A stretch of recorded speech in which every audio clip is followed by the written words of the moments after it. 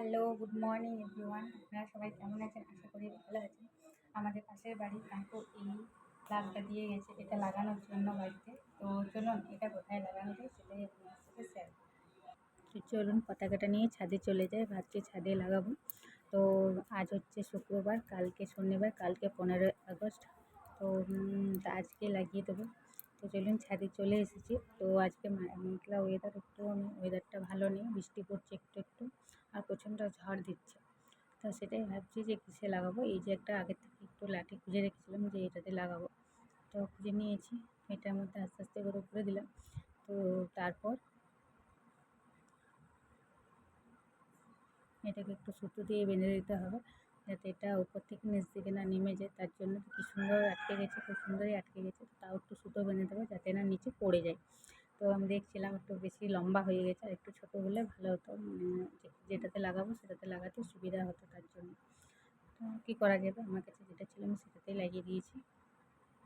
যাই হোক, আর প্রচণ্ড হাওয়া দিচ্ছে, দেখছেন কি তো হাওয়া দিচ্ছে। আর এই ওয়েদারে বাচ্চাদের জামা কাপড় শোকাতে খুবই অসুবিধা হয় সত্যি।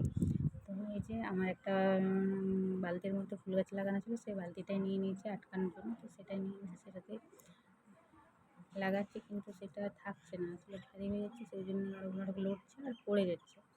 সেটাই ভাবছি যে কিসে লাগানো যাবে, কী করে লাগাবো। তো অনেক চেষ্টা করলাম, দেখছি থাকছে না। তাও দেখছি, চেষ্টা করে দেখছি যদি লাগানো যায়, তো দেখছি তা না, থাকছে না। তারপর ছোটো বাচ্চা যদি ছাদে আসে তারপরে ছুলে হয়তো পড়ে যাবে, সে একটা চিন্তাও রয়েছে এখন থাকবে। তো ভাবছি এটা একটা দড়ি দিয়ে যদি উপরে কাপড়ের দড়িটার সাথে বেঁধে দেওয়া যায় তাহলে একটু ভালো হয়। তার জন্য চলে গেলাম দড়ি আনতে, যে না ওটা বেঁধে দেবো, তাহলে হয়তো সাপোর্টটা ভালো থাকবে।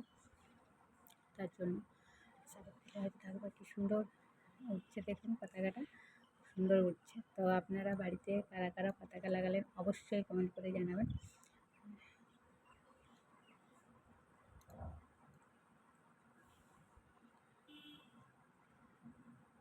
এবছর প্রথম লাগালাম, তো আগে লাগানো হয়নি। তো জয় হিন্দ, বন্দে মাতরম।